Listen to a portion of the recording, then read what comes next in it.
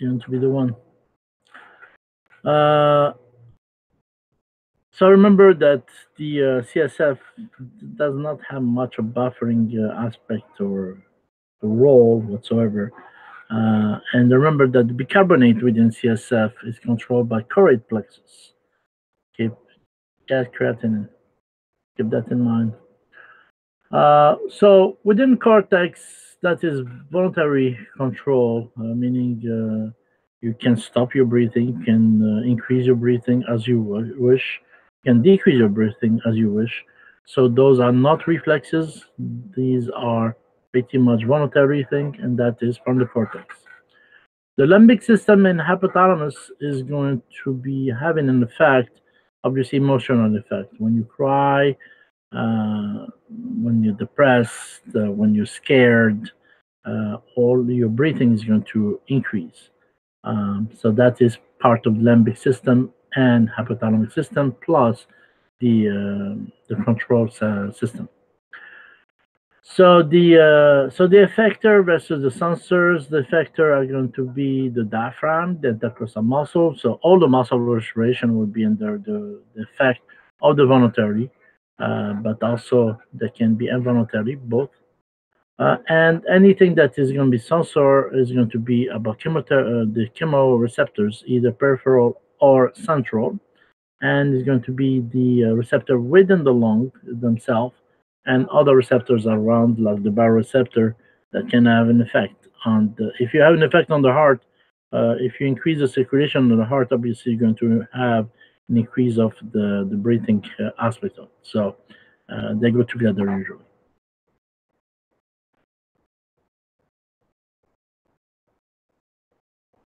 So once again, just as middle respiratory center, dorsal group that stimulates the diaphragm, the ventral group that stimulates the intercostal and abdominal muscles, the pontin that involve in switching between inspiration and expiration. Okay, those are pretty much the reflexes that you might have. Remember that the diaphragm, you can control it as well through the cortex. So these are the different locations. So this is the pneumatic center. This is the pons where you have the apneic center happening, and then within you're going to have the dorsal group, and then you have the ventral group. So remember that the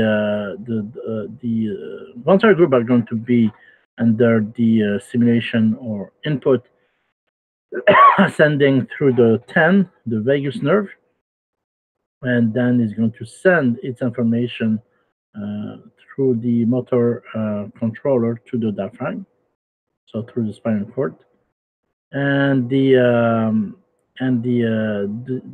dorsal is going to be under control of the nerve 9.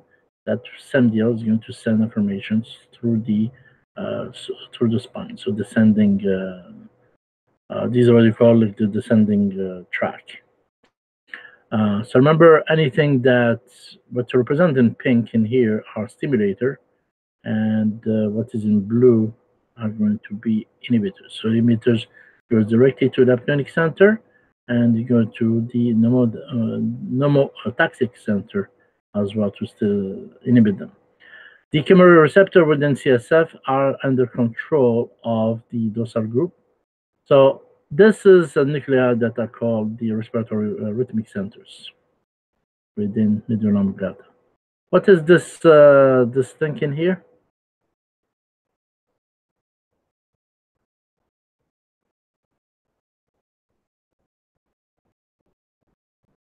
Yes, the first ventricle. Kevin, you have been delayed in here. What do you call this portion here?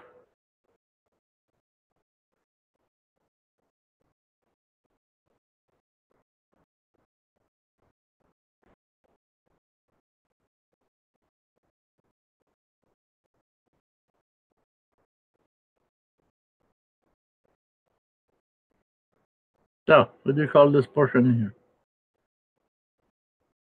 Yes, cerebral aqueduct of Sylvius. What phenomena are you going to find around this region?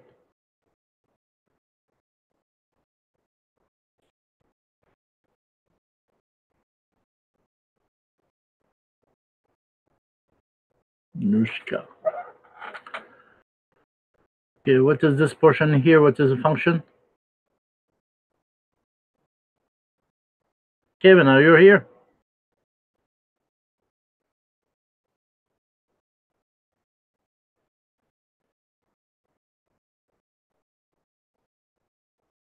Vision reflex. Yes, you're correct. Okay, very good, Yakov. I'm deep. I'm deep. It's your area as well. What do you call this thing in here?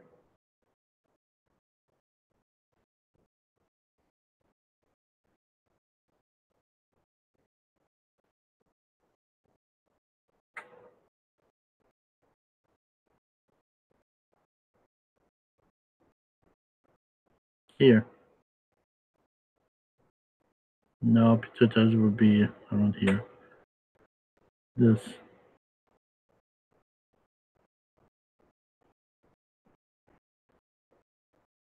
No. No. Hypothalamus would be around here. Pituitary is this one. Or this one. What is this?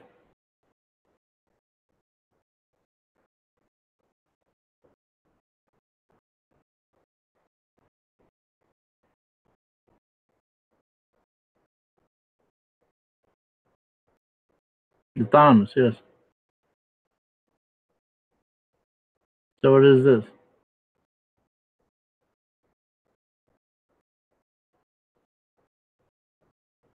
No, pineal would be here.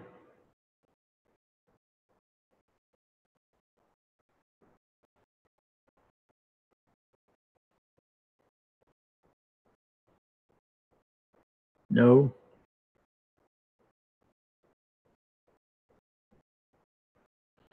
The intermediate mass of the thalamus. This is what hold all the thalamus together, or the nuclear thalamus together. Okay, so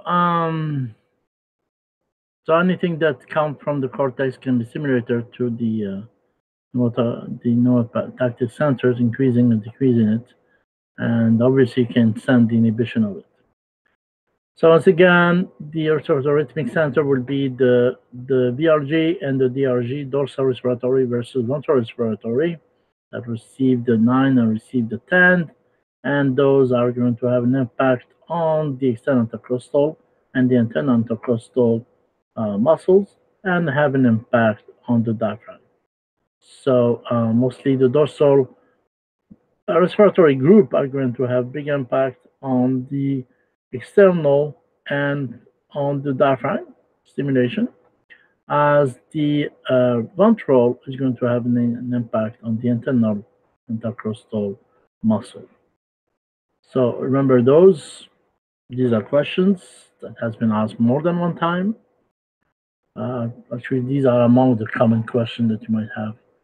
And then you had the motic center that inhibit everything, and the apneumatic center that stimulate everything. So same thing that I was talking about. So the phrenic nerve that comes from C3 to C5, that goes to the superior apparatus and then run between mediastinum towards the pleura and the pericardium, and this is going to control both sides, the diaphragm.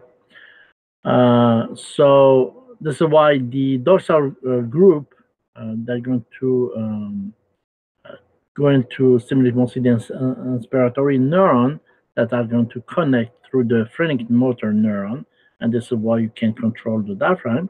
As the ventral respiratory, which is expiratory, that going to mixture between neurons that you call eye neurons and expiratory neurons, that will be E. So for relaxation or inhibition of it. So keep that in mind as well. These has been questions on the step. So everything, the expansion is going to be obviously through the phrenic nerve, so it means the diaphragm. Um, so remember, around the lung, you're going to have another reflex, which we're going to talk about, which is the Herring-Brewer reflex, and this is usually stretching reflex that limits the lung to hyperinflate and explode. So up to reaching a certain amount, the inflation is going to slow down or to stop. Any other receptor like temperature, pain, touch, all these are going to be connected to the respiratory center as well. This is why anytime you have temperature, the breathing is going to increase with the heart rate as well. When you have pain, actually the increased breathing during pain decrease the pain itself. This is why it's going to increase. And also the pain and everything else is to bring the metabolism up and to healing process will be the same. So remember the hearing brewer are going to have an effect of inhibition when hyperinflation. So you don't put more air or more volume within your lung that is necessary. So this is the same thing that I was talking about. So now the control respiration, this is what we mentioned so far. So just remember the location of some of the nerves or the receptors. So the peripheral receptors, as the chemoreceptors, are going to be found in carotid and aortic bodies, exactly as we did it in the heart. Hearing, yeah. Why do you put hearing? Is that a question?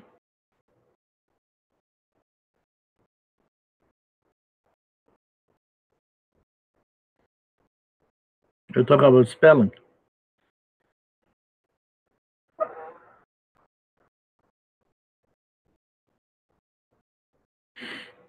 So, oh, okay. Remember, I don't see what you do because I have a screen that is at the opposite, and you don't read. Even the screen sometimes don't read it. Then you're going to have the transaction of the brainstem that produce the gasping respiration, which is irregular type of respiration. So that is in the brainstem. If you damage the toxic center, you're going to have a slow and deep respiration. This type of respiration. Only hypercapnia, not hypocapnia, that is stimulates these type of receptors. And respiratory center is inhibited during swallowing and vomiting. Keep that in mind. This has been questioned. It's not a common question, but those are type of questions that pop up time to time to see how much you know. And sometimes students are going to miss them because these are basic. And most commonly, what is basic is missed, what is complicated is answered. So, same deal. So you can go over them. So remember, I and E neuron are in the ventral group that are going to stimulate the phrenic nerve, and that or inhibit mostly the phrenic nerve. And so just remember inhibition by I. And so this is how you're going to have inspiration and expiration that are going to happen. And remember that the ventral are going to send signal during expiration for the abdominal group to increase pulmonary ventilation and increase respiratory drive. So same deal. It's always about same thing. It's a center, a control center, an effector, and a sensor. So the sensor would be all the chemoreceptors and all the receptors that you have that send information to the central, which is the pons medulla and other parts of the brain, like the cortex. And then is going to have an output that goes to the effector, which is all the respiratory system. So remember, we did talk about this in cardiovascular about the baroreceptor and chemoreceptor that you can find in junction between the carotid and the aortic arch. Uh,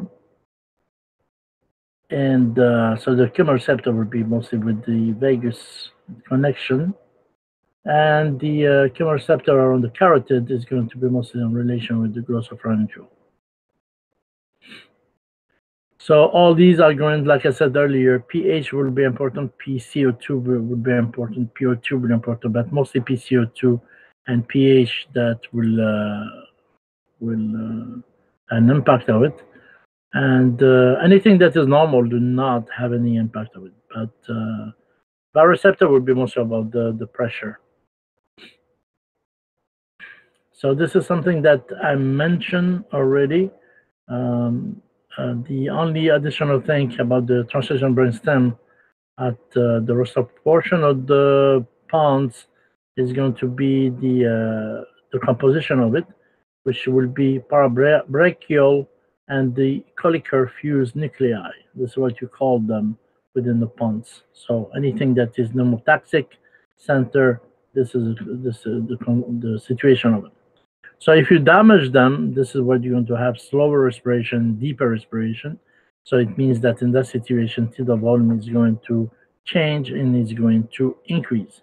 And this is why the importance in here is to know what is the normal tidal volume, because if they give you a calculation to do and you found it super, super big, for example, normal is 500 and found it at 900 to 2000, you know that there is a pontine pneumatic center that has been affected.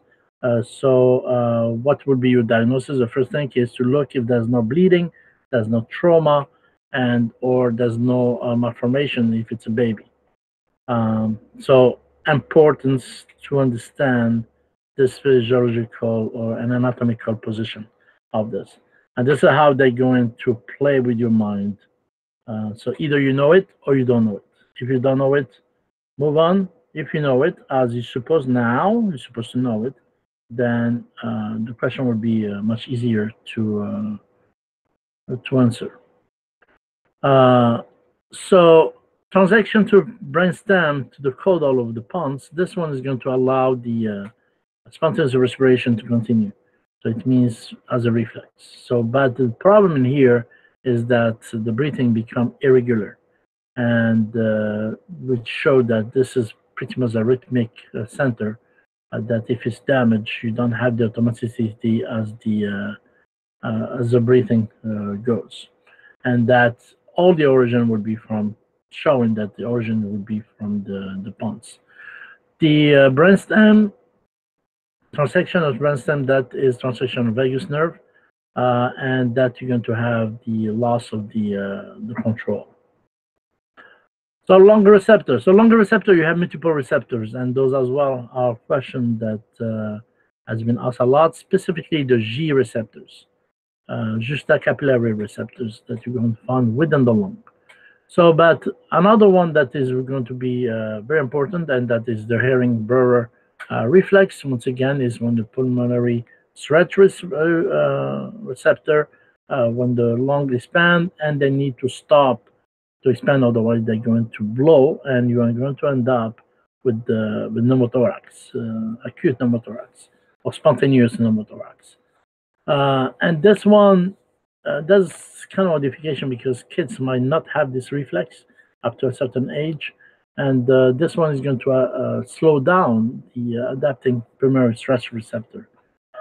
So then you're going to have anything that is irritant receptor. This is where you start to cough, and when you cough, what do? You take a deep breath first, and then you're going to cough. So this is what you call the rapidly adapting primary stretch receptor, because you're going to take deep breath after a certain volume as well, and then you're going to cough. Sometimes you're going to take small breath and cough, and sometimes you can take deep breath and cough. So depending on how much irritation you're going to have receptors. And remember, the carina will be one of the center of the coughing for your lung. And then you're going to have the C fibers, that are connected within bronchi itself. So usually the herring brewer reflex are associated with increased PCO2. The irritants are reduced PO2, and G would be responsible for change in pH, as broadcast C is about response during exercise. During exercise, you're going to increase or decrease the expiration and inspiration, and actually you can do that by control. So your brain is going to, the cortex is going to control it.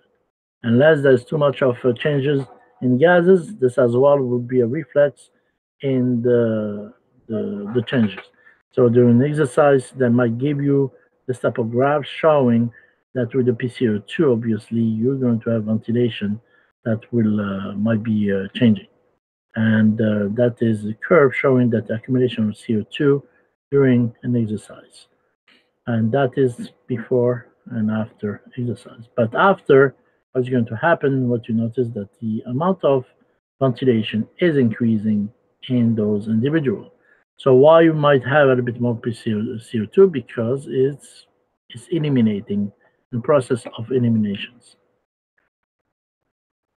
So just remember once again the herring brewer reflex, which limit the degree of inspiration and avoid the hyperinflation. And remember, in this infant, reflex play a regulation basic rhythm of breathing and prevention of inflation of lung, but is not that well done at that case. But remember, in kids, because they cry, and this is how the this reflex become more and more adapted in the infant, and then you're going to continue it to adult.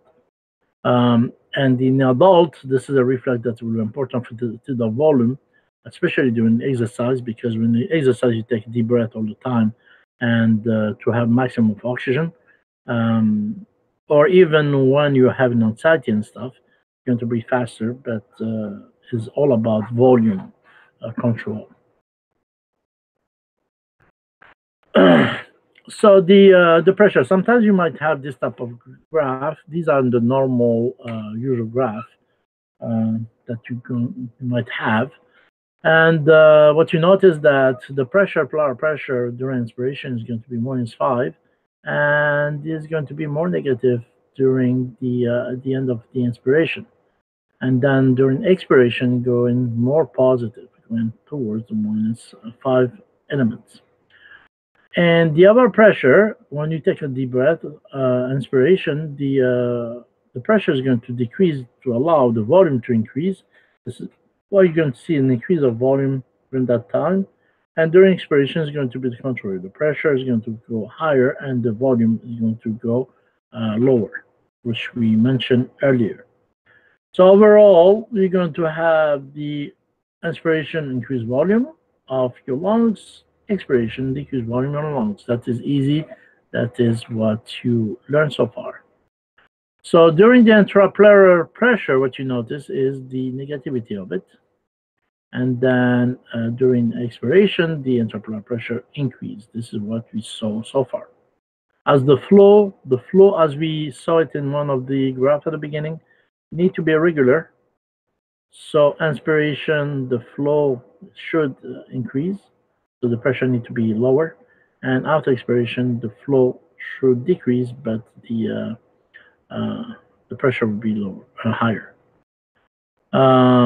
And then our pressure will be the same as this one.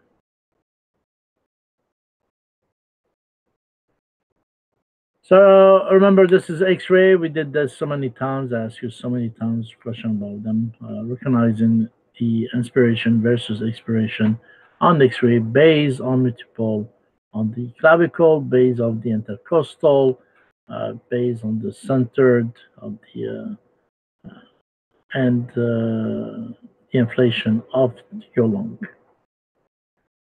Inspiration, see the intercostal space very big. This one is not totally, but there's a line. The diaphragm goes up. See it? There's a lever that pushing as well. This is why you see it a bit higher on the right side than the left side. And remember, This is a kid, this is a baby, so you're going to have a timers that will be in here. You see it in here. This is why there's variation. Expiration, what you notice is the heart become much bigger, and the level of the diaphragm is going to be almost the same. Plus the spacing, intercrystal spacing is going to be narrower. So something that we talked about 2 days ago, so I'm going to keep moving. So the factor that influences the ventilation of the airway, that is about airway resistance. So like anything else, this is physics, you're going to have friction, and the friction of the air is going to lead to resistance of the airflow. And this is why the flow are going to be calculated between the differentiation of pressure and divided by resistance. Um, that is a formula that can apply to many principles, not only this one. So that is the movement of the gases. So this is a formula that you need to keep in mind, not to do calculation, but also, but mostly to understand if they tell you someone that has an irritation of the trachea, for example, tracheitis, what will happen to the airflow. So tracheitis means you're going to have an increase of resistance for many reasons. The inflammation itself, the mucus that is going to be produced, the edema that will be there. So obviously the flow is going to decrease, and this is why you don't breathe very well. So you're going to increase the frequency of the breathing in those cases. Obviously, you can. We did look at these formulas in the past, not a long time ago, about the flow formulas, which is different pressure with the radius by 4 divided by 8, and the constant measured by the length.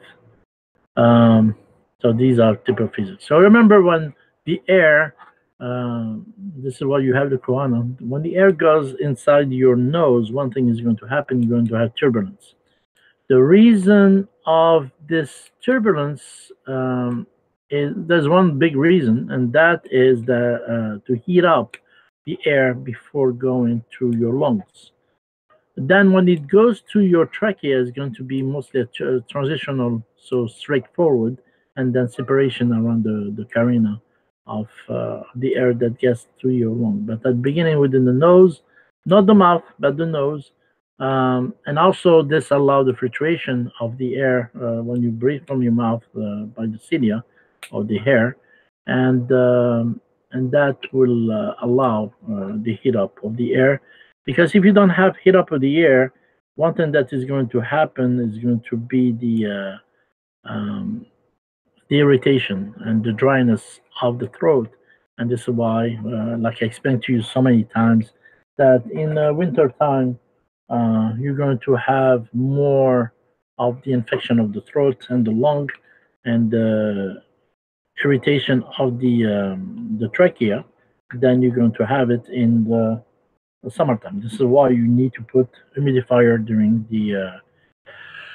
especially when you sleep during the winter time. That you don't need much in the summertime. Well, sometimes you might, but not as much as for babies. Yes, not as much as the winter time. That dry out the heater, specifically the heater, dry out the air.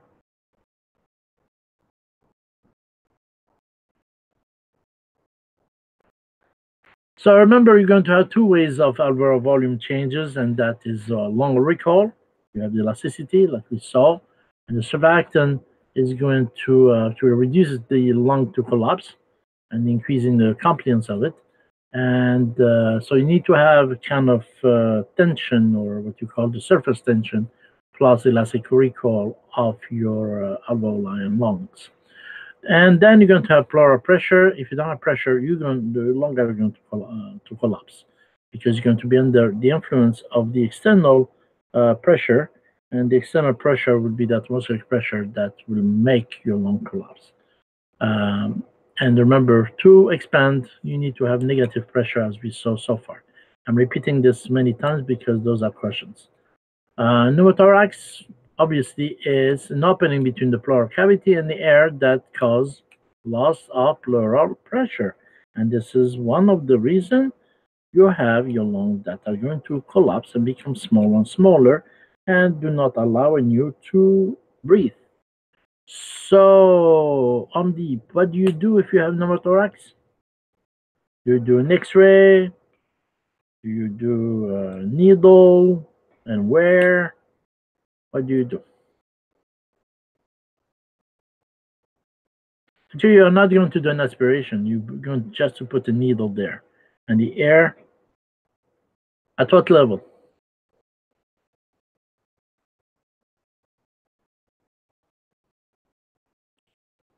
C4.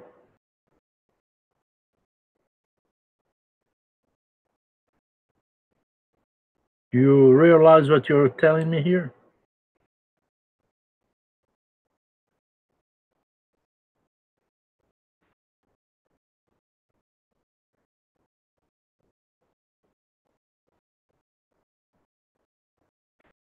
Yeah.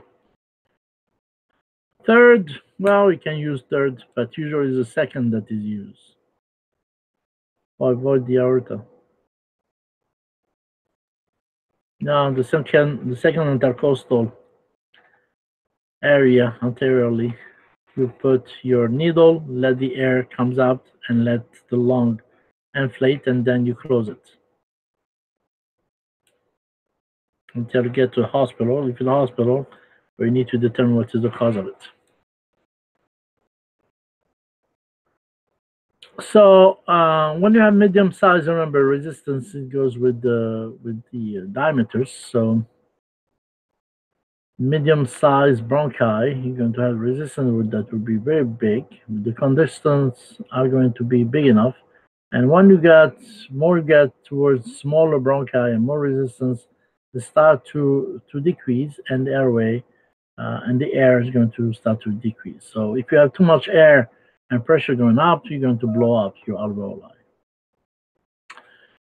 So these are mostly definitions that you're going to find sometimes in primary functional test, which is the maximum voluntary ventilation, the forced vital capacity, the forced expiratory volume in 1 second, and the percentage of air force vital capacity that will be representing by the forced expiratory volume within 1 second divided by the forced vital capacity. That is the percentage of force vital capacity. And usually you're going to have value between 80% and so depending if it goes to 100% or lower than 80%. And this is going to determine if it's restrictive or not. So the force vital capacity force, that is allow movement, maximum of the amount of air that can be rapidly and forcefully exhaled uh, from the lung after full inspiration. So that is the forced expiration. And the expired volume is plotted against time. So this is where you go with 1 minute. So how much air can you take out from your lung after taking a deep breath? So that is the first vital capacity. Do not mix it up with the functional residual volume, which is the air that left. This is the air that move out from your lung per minute. The maximum ventricular ventilation, this is the air that can breathe in at a given time. For example, go, start to breathe. So it's under control. So the 1 second FEV, that is a volume of air that is expired within a second. So after a second, you tell them stop and see how much you have out of your lung. So here you're going to have many other factors that will play a role during this respiration inspiration. Um, and these factors are always acting at any time. And these are the factors that sometimes you forget when you talk about breathing. Some of the factors are mostly inflammatory type of factors. Some factor would be the hemoglobin and red cells, and other factor are going to be the about the oxygen and CO2 that you had delivered. So this is why these are formulas that we did see some of them in the past, which I always tell you to remember, and this is why I put them again for you to remind yourself all the time. So how you calculate oxygen delivery? Remember, the oxygen delivery depend on blood vessels, so it depend on the contraction of your heart. So it's going to be cardiac output multiplied by how much oxygen you have, content. Now, remember that 1 gram of hemoglobin is going to bind 134 milliliters of oxygen. Notice this is a fact that can be asked as well. How you calculate the oxygen binding capacity? Binding means hemoglobin. So normally you have 15 grams of hemoglobin divided by the amount of 15 grams per deciliters of blood of hemoglobin multiplied by 134, that is oxygen by 1 gram of hemoglobin. And normally the oxygen binding capacity should be around 20. So know this value as well. Oxygen content, how much there is of oxygen. Obviously, how much there is in oxygen depend on how much binding you're going to have, plus the saturation and percentage. So the oxygen content would be the oxygen binding capacity that multiplied by the percentage of saturation, how much hemoglobin in percentage hold oxygen, plus what is dissolved oxygen, meaning anything that goes towards the plasma or the interstitial area. Normally, sometimes you're going to multiply by 0.003, but since it's pretty much very small, you don't bother with it. And this is how you're going to do your calculation. So know them. So now, what are the factors that are going to... Let's talk about hemoglobin since we started with this. So remember, 15 grams per deciliter of hemoglobin in blood, most oxygen in blood are attached to hemoglobin. That is 15 grams. So more than 5 grams per deciliter, this is what you start to talk about deoxyhemoglobin, and that means you're going to have cyanosis. Remember this value. Decreased hemoglobin, obviously decrease of oxygen, that is logic. Decreased hemoglobin does not change the oxygen saturation and arterial PO2 because it's going to be the same amount that would be grabbed. So, but if you have chronic lung disease, it means you don't bring much of oxygen. Obviously, the pressure of oxygen within the arterial is going to decrease. And if you have physiological shunts, then you're going to decrease the oxygen extraction ratio because you don't have much of blood vessels. It has been shunted. And this is why the amount of oxygen is going to decrease as extraction. Remember, this extraction with the tissues all the alveoli. So what are the other factors that play a role within the lung? Prostaglandin, histamine, because histamine is going to play a role on the blood vessels, specifically vasodilation and bronchoconstriction, so that bind to the smooth muscles. Kallikrein, which is pretty much very big in inflammation. These are going to cleave the kininogens that become kinin synthesis, and inactive kininogen become active, and that one of example of it is bradykinin. And remember, bradykinin is important for decreasing the pain, inducing the pain. Bradykinin bind to receptor on the endothelial cells that will lead to vasodilation and bronchoconstriction. Remember those are questions. Angiotensin, by now we mentioned them so many times. So the angiotensin that are by the angiotensin system in the lung that become angiotensin 2 through pneumocyte type 1, and that increase the resistance within the lung. And this is why any baby that is born without kidney are going to have what happened to the lung if they're born without kidney, with defective kidney.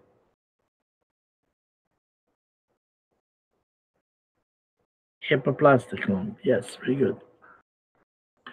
So because there's no circulation, the lung cannot expand. They can expand, but without circulation, there's no lung. And this is what is going to happen. So it's going to act as well as what you call kininase in the kinin degradation. So you're going to have the SE inactivate bradykinin. Remember, this is in the treatment. This is why you're going to have the cough. is because of bradykinin.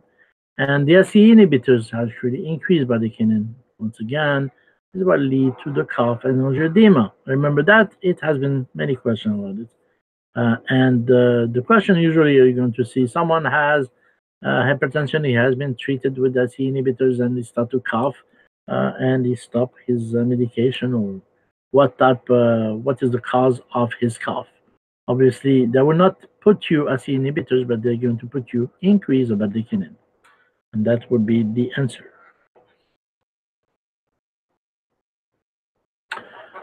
Surfactant as well is one of the common questions. You need to know a lot about it. Any deficiency, remember, in kids, hyaline membrane disease, so it means they cannot breathe anymore. And the terminology of surfactant would be dipalmitoyl And remember, those are produced by type 2 pneumocytes. Angiotensin type 1, and this one, and the surfactant by type 2. When has been starting to produce 16 to 18 weeks of gestation. This has been an BNE question. I don't know if it was you, Yakov, that has this question, or somebody else. I don't remember. But it has been not long time ago. Has been asking the NBNE. 16 to 18 weeks of gestation is the synthesis. It wasn't you? Okay, so it was somebody else. And also the ratio, exactly, yes. The 2 to 1, yes. So what is functional surfactant? Maintain the alveolar integrity. And they're going to break down structure of water in the alveolar, so you're going to moist. So smoking, this is what, when you have smoking, you can produce surfactant to try to breathe better. But surfactant decrease surface tension and increase compliance, as we mentioned it many times, and prevent, this is why it break down the water, it prevent the pulmonary edema. Why you give pregnant woman preterm glucocorticoids is simple, because after you do the ratio, because glucocorticoids are going to accelerate surfactant production. Deficiency, you can have many stuff besides the hyaline membrane disease, pulmonary alveolar proteinosis, RSDS, etc. Okay, let's do this question here. So 67, male is brought by EMS after being found unconscious of the first floor of a burning building.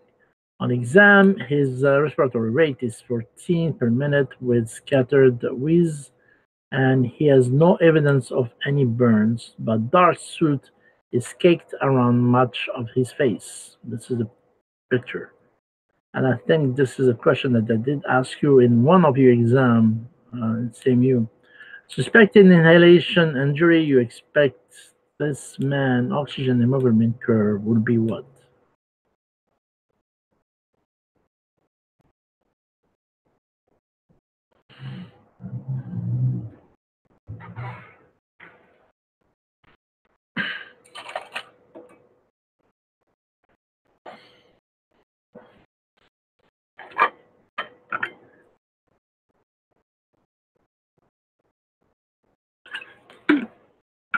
Two, two, four.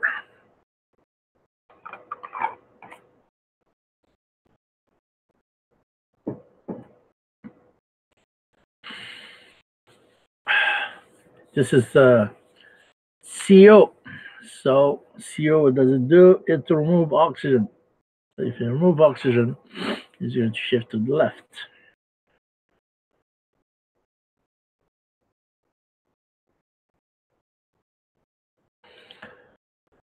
Okay, some more of the physiology, and that is the Bohr effect versus the Haldane effect. These as well are some of the questions that can be asked. So what is the Bohr effect itself? You're going to have the release of oxygen that will be enhanced. And when this is going to happen, if your pH start to decrease and if your PCO2 start to increase. So that is Bohr effect. So what does it mean? It means that the affinity of hemoglobin for the oxygen is going to decrease because the CO2 is going to replace it. And this, you can have this effect when you have the exchange within the tissues. So that will increase oxygen loading into the tissue more than doesn't stay within the hemoglobin. Otherwise, it's going to be a problem. So in those situations, since you have oxygen that is released, you're going to have rush shift of the hemoglobin oxygen dissociation curve, which we're going to see. So H plus, remember H plus is always produced by the CO2 to CO3 association, and that remember can have this in the red cells in the kidney, even the lung, and that is going to be caused by the carbonic anhydrase that is going to do that. For the kidney, this will be very important because this is one of the equilibrium or the control of the pH by the kidney by elimination of the H plus or increasing of the bicarbonate. Then what you're going to have is that the facilitation within the tissue, and that is the hemoglobin that will combine with the H plus, would give you, and that's especially for the transport, that would give you the oxy hemoglobin. So you're going to have the oxygen that will be aside. The Haldane effect, that is when you have the PO2 level and that become low. So what happens when we become low? The capacity of carrying CO2 is going to be increased. That is logic. If you don't have much of oxygen, CO2 will increase. So it's almost like the Bohr effect, but the Bohr effect tells you that there is carbonic anhydrase that play a role, and that the Bohr effect is going to have a pH that will be involved because the PCO2 is increased. So that same deal for both of them is going to be, it's all about the affinity of CO2. When there is less oxygen, CO2 will take place. And this is why the CO love the oxygen is going to push the oxygen away when it happens. So this is the curve, the famous curve to the left and to the right. So anything that has to do with the left is about increase of uh, the affinity for oxygen. Normally, that is the good thing because you have good amount of oxygen. Anything that is right shift is going to do decrease of affinity for CO2. But be careful here when you talk about the CO. CO is going to take the place of the oxygen. So this is why you keep is going to stay in the left shift. If you talk about CO2, it's going to be more on the right shift. So this is why if you talk about oxygen, what is the hemoglobin that love oxygen? And that is hemoglobin, fetal hemoglobin. So in some type of thalassemia, where does it shift? Left shift. So if you have an increased oxygen, what's going to happen? Obviously, your pressure of CO2 is going to decrease. If you have an increase of oxygen, acidity should decrease, so H plus is going to decrease. Remember, the hemoglobin is going to bind to the oxygen to release H plus and vice versa. So the vice versa would be the right shift. So decrease of 2,3 dpg, since you have much of oxygen in that level, affinity, I love oxygen, to say.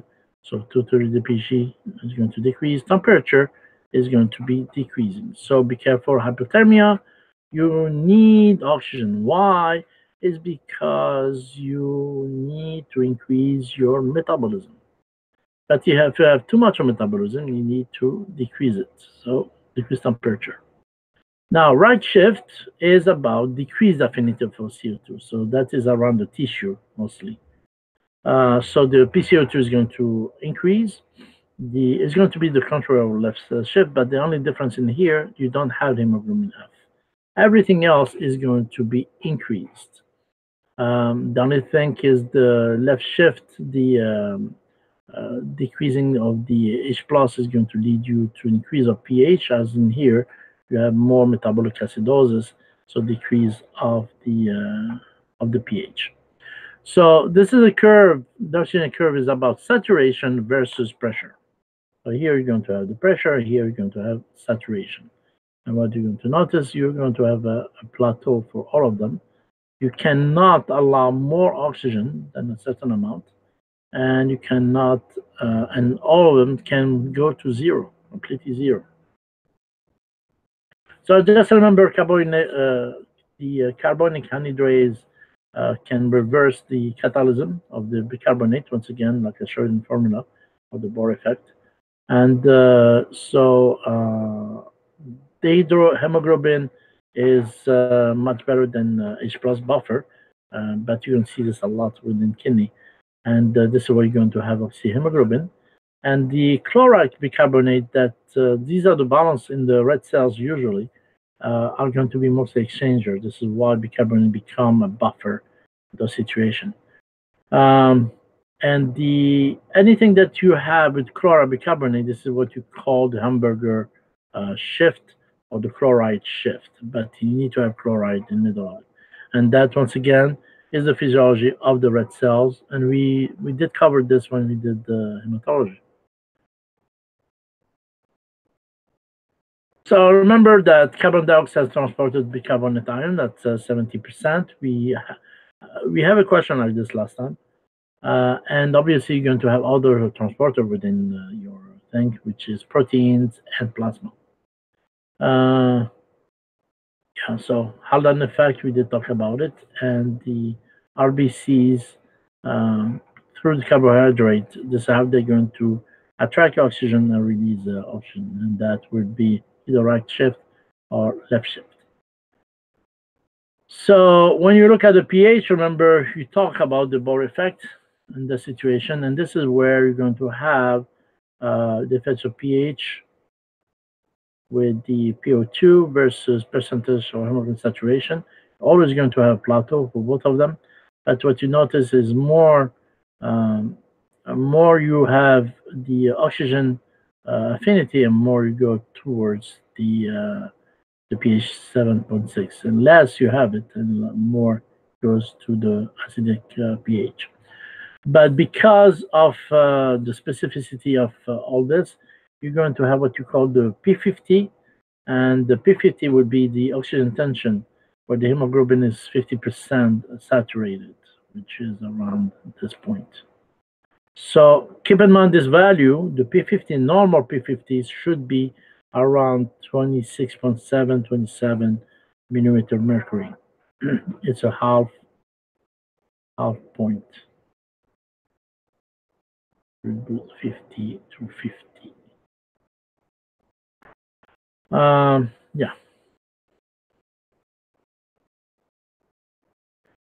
The other question for chloride shift would be the nearness equation. This one is not much as much, so don't bother much with it.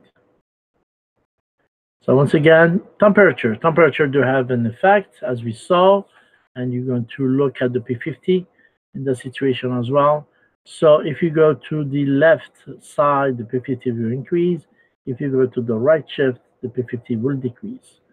And so if you have temperature that become hypothermia, so you're going to shift to the left. Hyperthermia is going to shift to the right, as you see it in here. This is why you talk about the the shifting to the right and the left. Fetal hemoglobin low in oxygen, so it's going to shift to the left. And the adult will shift mostly to the right because you have more CO2. So same thing, this is shifting to the right, so that will allow the pH to decrease because H plus is going to increase, the CO2 is going to increase, everything else is going to increase. But to the right, everything else is going to decrease, beside the pH that is going to be alkaline. That is logic behind it. So the curve dissociation, you need to keep this one in mind very closely because you have a lot of question about them. A lot, relatively. When I say a lot, you might have means you can have one between 2 to 3 questions per block or more, depending if you answered the first one correctly or not. Um, so if you miss the first question, you might have more of them. So keep that in mind. So around the RBC, remember that bicarbonate and chloride and the receptors are going to be like sodium, potassium. And this is the one when you do the ion gap, you're going to add the chloride and bicarbonate together and sodium and potassium together. So what's going to happen? Once again, we did that in hematology. You're going to have CO2 that diffuse that will be taken by the red cells. So you're going to have diffusion. Some of it is going to stay like oxygen within the plasma. And so two things are going to happen. One thing is most of it is going to be converted to bicarbonate through the carbonic anhydrase. And then you're going to have dissociation to H plus and HO3 minus or ionic bicarbonate that goes to the surface. It might leave the cell, but the chloride is going to control it. This is what you call the chloride shifting. And part of the H plus is going to be added or removed to be associated with hemoglobin until you get to the lung. The lung, everything is going to reverse. Um, so the CO2 within the blood, 5% of it is going to be dissolved, 90% is going to be within the red cells and becoming bicarbonate with association with water. And then when you go to the lung, it comes back to CO2 and water, and that's why you eliminate that. So the pH change is going to be the Bohr effect of it. So this is within the alveoli, and this is within this is the alveoli as well. And this is around the tissues. So oxygen goes, it binds to the hemoglobin, and then when it goes tissue, this is going to be released, and CO2 is going to take its place. As the CO2, when it comes to the tissue, is going to create the bicarbonate binding through the anhydrase, and the H plus that bind to hemoglobin become a buffer, and part of it is going to be hemoglobin binding to CO2, and the other one is going to be within the surface membrane of the red cells with the chloride as the bonds. Now, when it goes to the lung, the CO2 will be released, the bicarbonate will reverse itself, recreating the CO2 and water that will be eliminated within the lungs. So it's a logic thing going on. So this is the same thing. The only thing here showing more about the plasma and more about simplest way to go within the red cells. This is the same phenomena that I just explained to you. So remember that the 2,3-DPG or the dephosphoglycerates is going to be created within erythrocyte during glycolysis. Remember that. That's why I put it big. It has been a question about it. So remember, anything that increases the 2-DPG is going to be shifting to the right. Anything that decreases it is going to be shifting to the left. One of the biggest cases that they can give you someone that has septic shock or hypophosphatemia, what happened to the 2,3-DPG? So the 2,3-DPG in that situation would be low and is going to be a shifting to the left.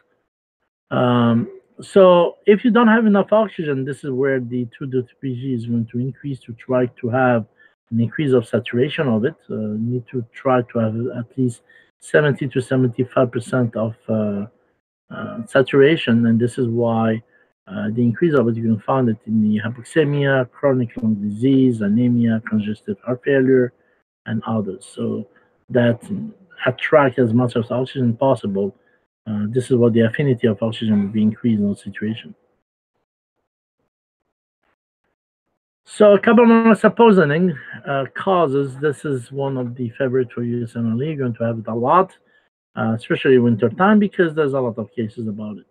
So anything that burn out and you don't smell it, you don't feel it, is going to be carbon monoxide. So chimney and heaters with wood and stuff like that. So you and remember the bright cherry red color or the pink red, as I might see it. But maybe I'm colorblind. But it's remember you give them oxygen, everything goes back to normal. So what happened? How you organize it? So oxygen saturation will be decreased. You're going to end up with the metabolic acidosis. Obviously, you don't have much of oxygen, and once again, cherry red skin discoloration. And one thing that you need to keep in mind, and I think Kevin, you said to ask you this, the carbon monoxide is something like 200 times, have 200 times affinity than oxygen for the hemoglobin. And the anemia that they're going to produce will be, because of the hypoxia, is going to produce anemic hypoxia. That is because there's not much of oxygen. And obviously, in the situation, the oxygen curve is going to shift to the left because of affinity to oxygen. And that was the question earlier. I remember the question earlier, the guy burned out himself. So it's kind of minor. Where's the question? Yeah, this is burning. Sitting here with inhalation of CO. So you don't see much in his color right now because he had oxygen already. But at the beginning, you might see this type of color, a bit lighter, pink, red.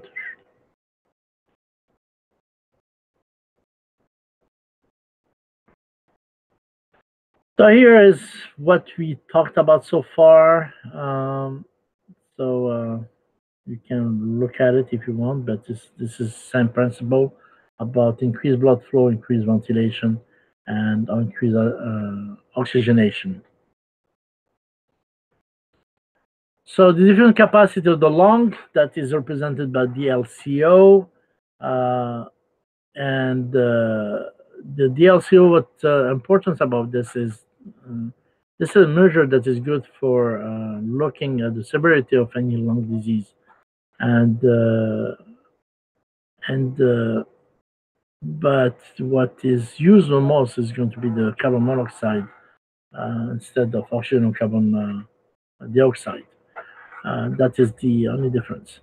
So just keep in mind, if you ask you what is the test that is done to check the lung disease severity, or what is the next step in your management to evaluate lung disease severity, and if you have the DLCO and you answer, this is the one that you need to answer.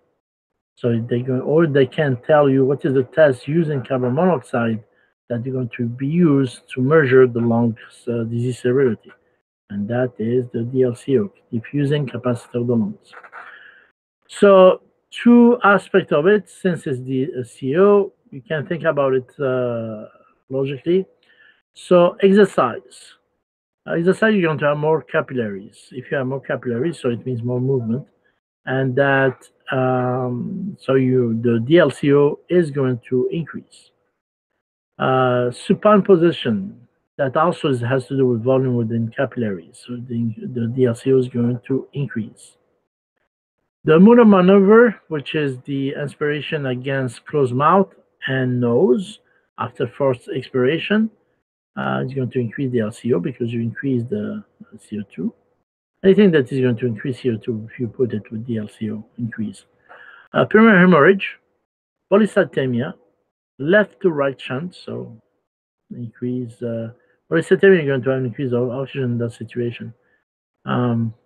That doesn't mean that you're going to have a good distribution. Obesity, asthma, chronic bronchitis, mourning, pregnancy, all these increase the DLCO. The decrease of DLCO is going to be contrary. So post-exercise, standing, Valsalva maneuver, lung resection, you have one lung that will take over, work harder, Pulmonary emphysema, there's not much of oxygen. Pulmonary vascular disease, including pulmonary arterial pressure, interstitial lung disease, anemia, evening time versus morning time. So evening time, you have a decrease of the LCO. Amiodarone, bleomycin, and methotrexate decrease the LCO. And pulmonary emphysemic carcinoma as well decrease the LCO. So just know them in case they give you cases about it and ask you about it. Don't memorize. Just go with your logic. Anytime you have CO2 that is increasing or not much of oxygen that can be taken, you go with decrease. And if you have too much of the oxygenation for any reason, you increase the DLCO. That is the basic behind it. Some of the reflexes that we mentioned, just as the remember now they changed the names for some of them, but not all of them. So head's reflex. Head's reflex is when you have an inflation of the lung that is inducing more inflation. So you inflate it and you need more. Head's reflex is due to irritant receptor in the lung. When you cough, remember when you cough, you're going to start slowly. And then if you don't remove what is causing the cough, you're going to increase your deep breath. So increase inflation. Simple. So next time that you're going to start to cough because of inhalation of foreign body or whatever, think about head reflex.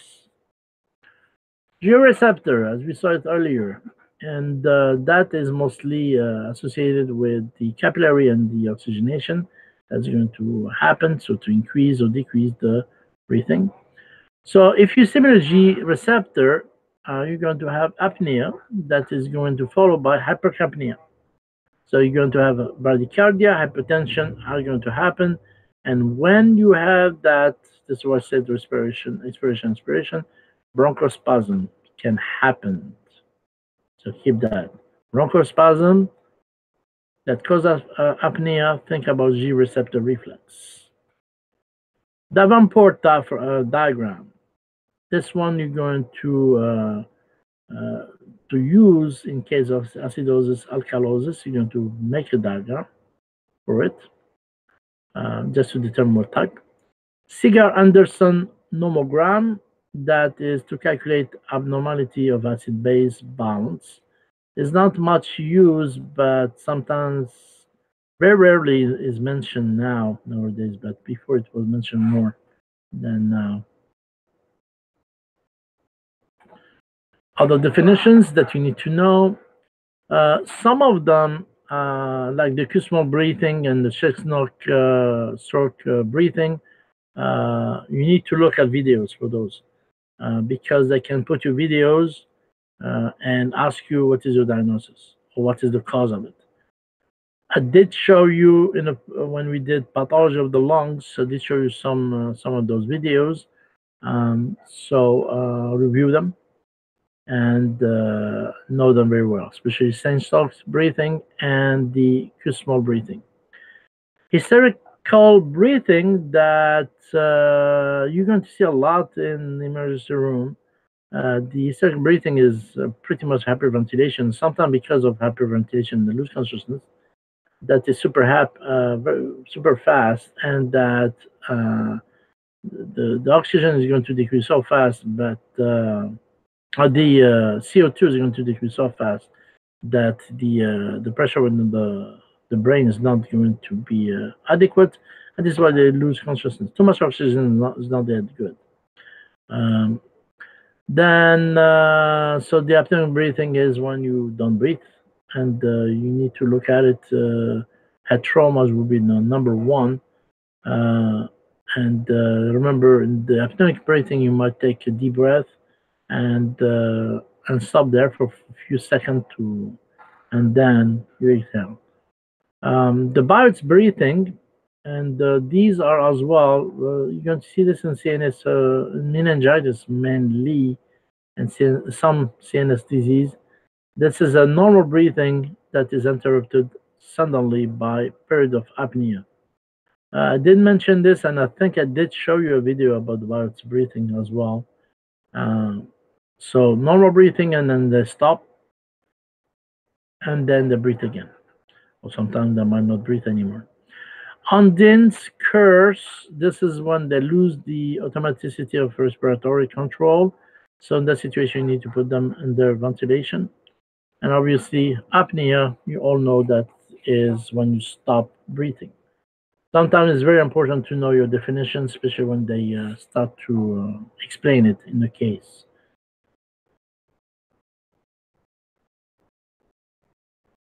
If you have hyperthermia, we saw that increased temperature means you have right side shifting.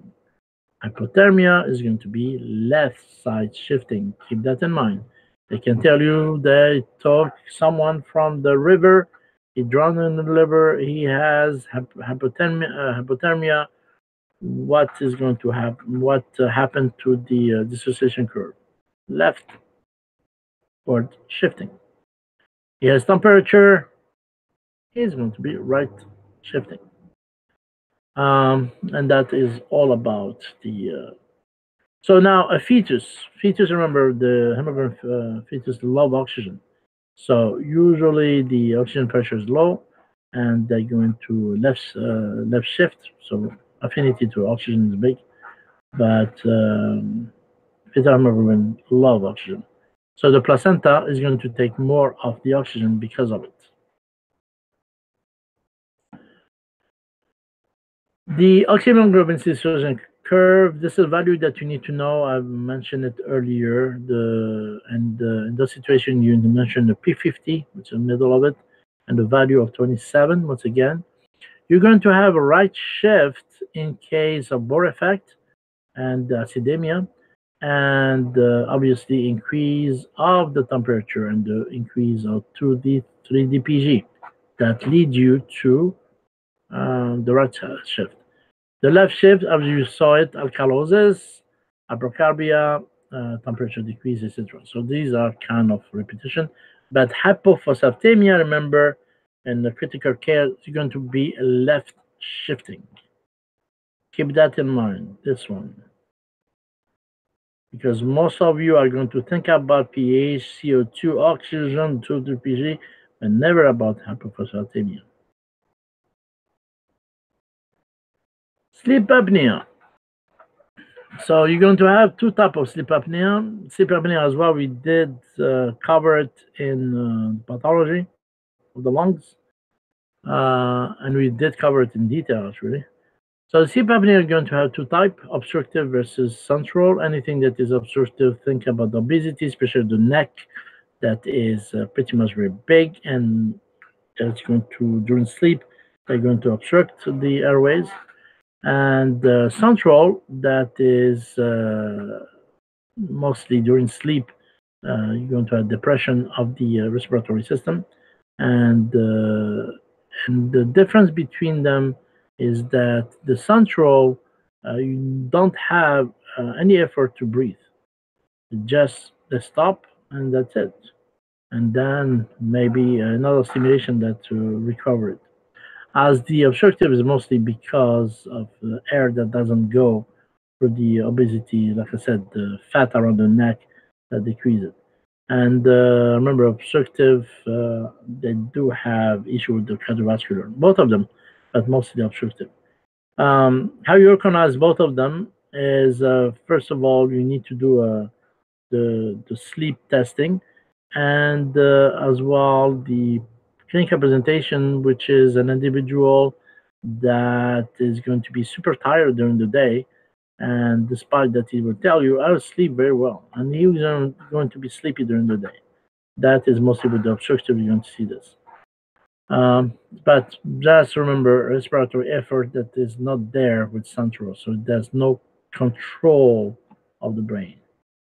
Cyanosis. You talk about cyanosis if the hemoglobin is reduced by more than 4 gram per deciliters. So it means that the oxygen saturation is 85, and you talk about beta hemoglobin when it's more than 1.5, and sulfur hemoglobin, which is more than 0.5. This is as well a good big question about numbers. Okay. If you sit on your stomach, are you helping yourself breathing at night? Not necessarily, especially if you're obese. With more pressure against your thorax, you create more pressure. The best way to sleep is going to be the left side because your stomach has the physiological, and also uh, you push down your GI for your thorax to breathe better. You can do this as well on the right side, but the left side much better because you avoid as well refluxes. But sleeping on your back, if you're thin and you sleep on your abdomen, uh, that do not have an impact, but you're obese and you have a big abdomen, then that will be creating pressure. And actually, in those positions, this is where you're going to have the most of reflux, and you're going to snore the most. Uh, so yeah, so this is the myoglobin become parabolic, sigmoid. Usually, if you see this one, it's hemoglobin. If you see this one, is myoglobin. And remember that myoglobin uh, is very love oxygen as well because of the tissue, because of the muscles that need oxygen on the spot. So the shifting, this is how you look at it abnormally, but just remember the values in here. Okay, questions. Which of the following physiological changes decrease pulmonary vascular resistance?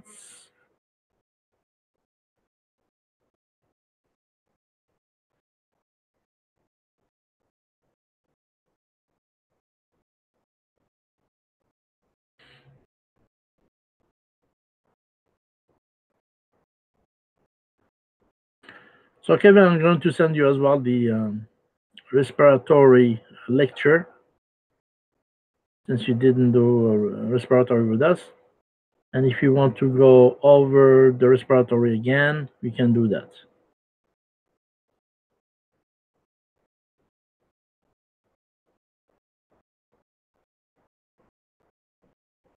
124. Okay. 32 years old uh, female with Crohn's disease diagnosed with early 20s come to your office for a follow-up appointment. She is complaining of headaches and fatigue. Which of the following arterial blood findings, might you expect?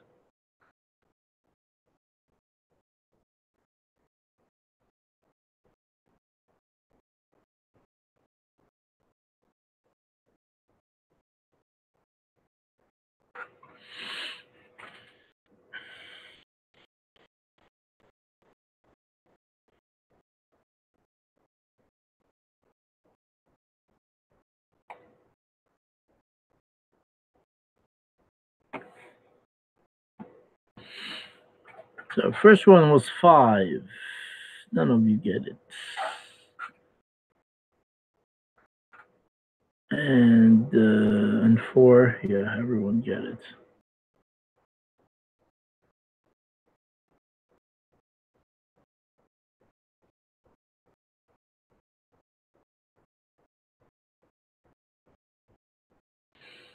Yeah, mostly the first one is the rest. When you are at rest, this is where you decrease vascular resistance because you don't take breath, you don't exchange, you don't do anything. So remember the 0.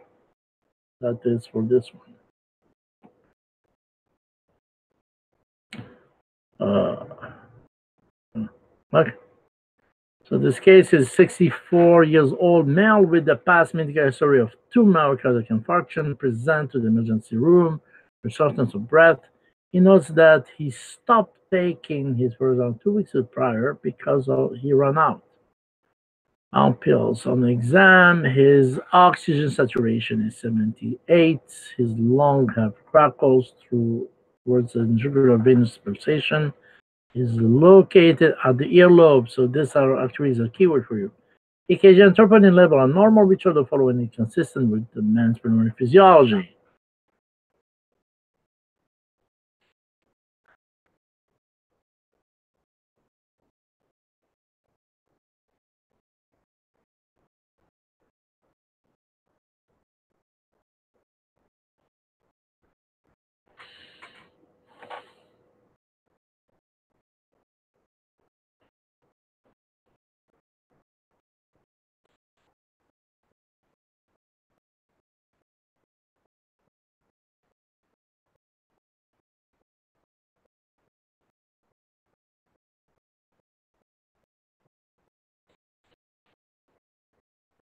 So 4. No, it's not 4. So this is someone that has what? This is someone that has aortic stenosis because of the earlobe pulsation. Um, so what you're going to have in here, the alveolar exchange arterial gradient is going to be increased because the pressure is going to be increased there, and but the surface area for diffusion increase the distance. So since he has this problem, and you look at here, patchy, you don't see the thing, but patchy, this is primary edema. So primary edema means that the spacing between the artery and the alveoli is increased. So increase A gradient, decrease surface area for diffusion, increase diffusion distance. A person is exercising strenuous on a treadmill for 1 hour. After gas measurement is then taken. Which of the following are most likely values?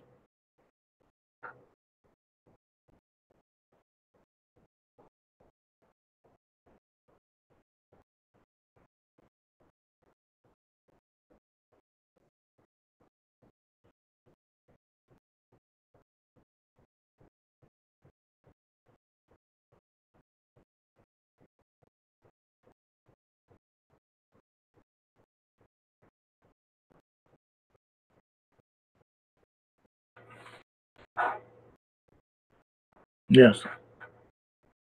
Very good. You're okay with acid base. Remember, we're going to have 4 questions about acid base. Everyone, all female with a history of anxiety has panic attack marked by dizziness, weakness, and blurred vision. Which of the following most likely account for the patient's symptoms?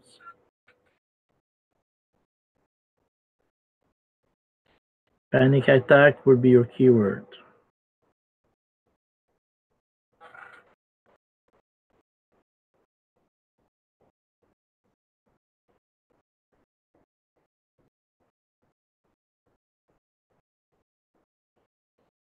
432. Very good, Kevin. Why did you choose 4 and 2? Panic attack is your keyword. What do you do when you have panic attack? You hyperventilate. So if you hyperventilate, more oxygen, less CO2. So the brain is going to be uh, not controlled. So you have decreased cerebral blood flow. This is why you lose consciousness sometimes. This is why that said, no? I didn't mention it, I think.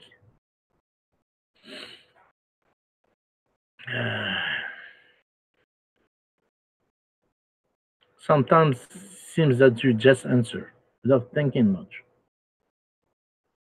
Patient complaining to her physician that she feels lightheaded and has even fainted during defecation. During defecation, this is most probably an example of syncope due to which of the following mechanism?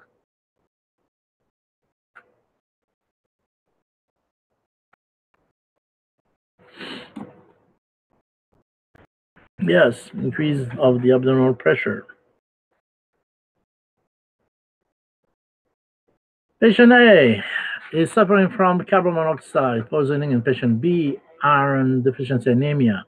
Assume that CO is binding 50% to the available oxygen binding site on the hemoglobin, and that the anemic patient has 50% the normal amount of hemoglobin. Patient A is more at risk of tissue hypoxia because carbon monoxide causes what?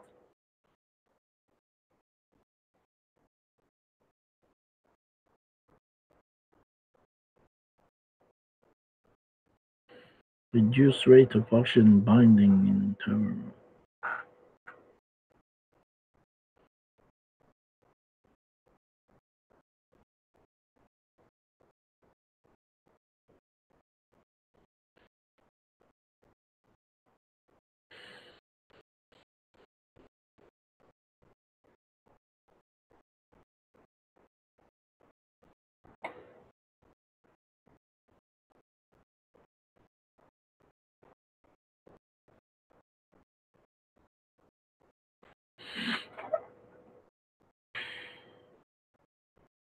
Yes, B.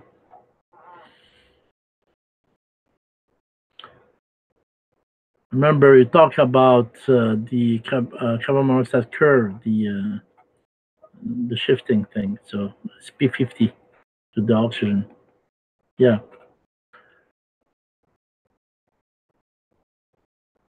Okay, we do this one. I'm going to stop and then I'll send you everything. And what's left, you keep doing it. So a 5 year old boy is brought to the clinic with his mother because of elongation and swelling of his right leg. After extensive testing, the boy is found to have multiple arteriovenous fistula involving small cutaneous and subcutaneous arteries and vein. So that is increase of something. Which of the following would be increased in a blood sample taken from the boy right femoral vein?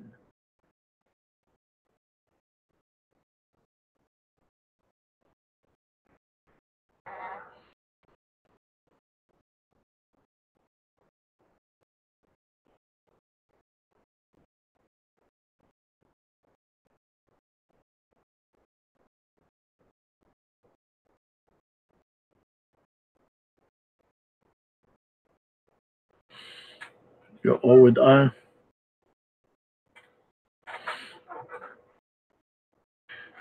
We need to check mostly his oxygenation more than anything else. This is shunting. This is fistulas.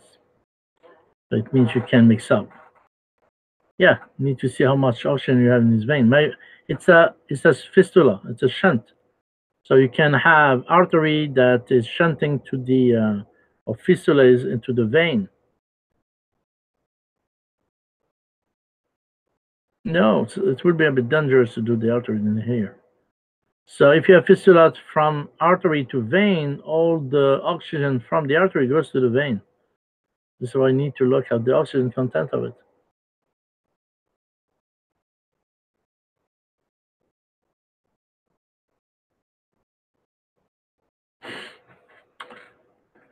Okay. Okay, so I'm going to send you the rest of the questions. So try to do them today, not tomorrow, not after tomorrow, as fresh you are, and perhaps and at the end you have some review about definitions of the phenomena. Okay, so Monday at 10 we're going to do immunology and immunodeficiencies. Since I saw that many of these questions you miss. So 10 to 11 as usual we do questions and then we do lecture. Tuesday I'm going to let you know about Tuesday and Thursday. We might do the lecture at 6 because I have a new class as well that I need to go. So I might not have time to do that. Yeah, so I'm going to let you know on Monday. I don't think Tuesday and Thursday we're going to have class in the morning. And after the 30th, all the lecture will be at 6. So I'm deep. You might be Chicago in that time. Okay.